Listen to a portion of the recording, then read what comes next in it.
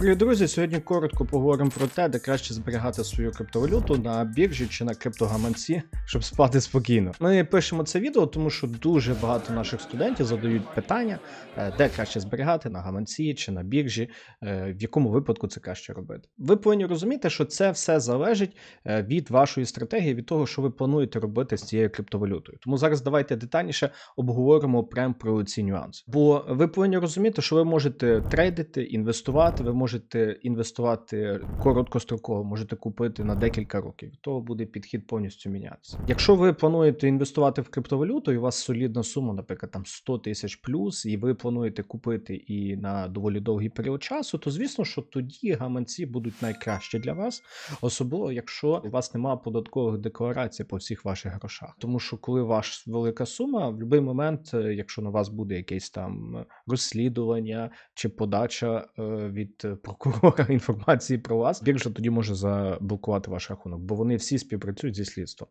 Якщо ви уникаєте від сплати податків і тому подібне. Біржа контролює ваші гроші, і вона може їх заморозити у випадку якихось технічних проблем, і у випадку, якщо в них будуть якісь питання до вас, чи в уряду до вас. Ви повинні просто розуміти, що ті питання, вони можуть бути як і підтверджені, що ви реально щось погане зробили, але може бути просто слідство.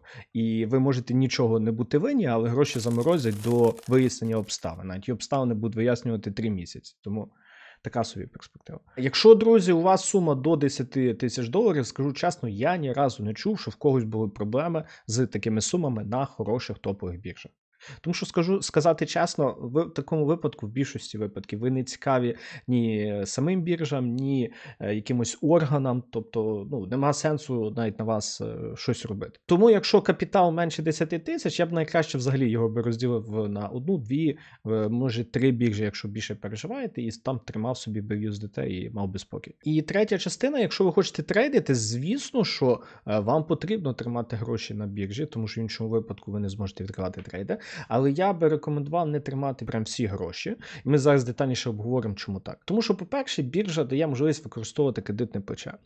Коли ви відкриваєте трейд на фьючах, для вас комісія, чи ви відкриваєте гроші повністю за свої, чи з кредитним плечем, взагалі не має значення. Вона повністю одинакова. Фандінг такий самий. Прибуток і P&L так само такий самий. Саме важливіше – дотримуватися ризиків. Тому ви спокійно можете тримати якусь частину грошей на біржі, для того, щоб тримати трейди. Тому, друзі, давайте ще також поговоримо коротко про гаманці, які є типи, якщо ви хочете ними користуватися. Перед цим, друзі, для тих з вас, хто ще не знає, які монетки підібрати свій портфель, або коли їх правильніше купляти, ми для вас підготували спеціальний PDF, де ділимося нашими секретами, щоб купляти криптовалюту в правильний час і на ній заробляти. Посилання буде в описі, заповніть форму, і моя команда автоматично поділиться з вами. Вертаючись до гаманців, є холодні та гарячі. Що таке гарячі? Вони підключені до інтернету, і це зазвичай застосунки або в телефоні, або вкладки в браузері. От як я зараз вам покажу, от вкладка в браузері, оцей MetaMask, це так само є гарячий гаманець. Головна перевага гарячого гаманця, що ви ним можете користуватися максимально швидко. Швидка транзакція, швидко перекинути гроші, поміняти і тому подібне. Ідеально підходить, якщо ви займаєтесь якимись активностями в криптовалюті. Єдиний мінус в цих гаманцях – це те, що у вас може стояти вірус на комп'ютері і вашу сід-фразу можуть вкрасти, або ви можете підключитися до якогось додатка, який так само може вкрасти вашу криптовалюту. Тому тут з ними треба обережно бути. Старайтеся перевіряти, чи сайт справжній перед тим, як на нього заходити. І ще в ідеалі я би радив не тримати всі гроші прямо на одному гарячому, а мати 2. Наприклад, маєте один робочий, на ньому маєте нехай там 10-20% робочий капітал, а інші гроші тримаєте на іншому. І коли треба, ви просто докидаєте. Тому що навіть якщо хакнуть, то хакнуть ваш робочий. Не буде так обідно. Холодні гаманці – це ключі, які підключаються до блокчейну, і вони фізичні. Оце вам приклад Ledger. Це от мій Ledger. Криптовалюта зберігається не на ньому, а він є ключем. Тобто криптовалюта зберігається на блокчейні, а тільки за допомогою цього ключа можна отримати доступ до тієї криптовалюти. Оцей, що в мене, наприклад, він підключається через USB-шку, якщо ви бачите. Тобто я в комп'ютер скачую програму, через USB-шку його підключаю. Тут є спеціальні 2 кнопочки, якими я вводжу пін-код, щоб надіслати гроші. Тобто без мого підтвердження прям пальцями транзакцію ви не зробите. В чому його основна перевага? Те, що, по-перше, хакери не можуть його зламати, бо він в мене є фізично тут. Друге, ви можете мати ось таке, хоч навіть 100 штук, підключені прямо до одного рахунку. Це, як знаєте, от в банку у вас є рахунок, а до рахунку ви можете мати 5 карточок. Так само ось оцей Ledger. Ви можете мати декілька штук, і навіть якщо, не дай Боже, ви його десь загубите, на кожному з них стоїть пін-код, отут в мене взагалі 8 цифр. Якщо 3 рази його неправильно вести, все, він блокується. І тому дуже тяжко ось таке зламати. Звісно, що те, що тяжко це зламати, тут є і відповідно протилежний мінус. Він доволі складний для початку, навчитися користуватися, вводити постійно цей пін-код. Відповідно, цим треба займатися, якщо у вас солідна сума. Хоча б 10 тисяч плюс, тоді воно реально варте того, щоб цим займатися. Також ще є такі, як Tangem, NFC-картки, то набагато простіше рішення, це фізична картка.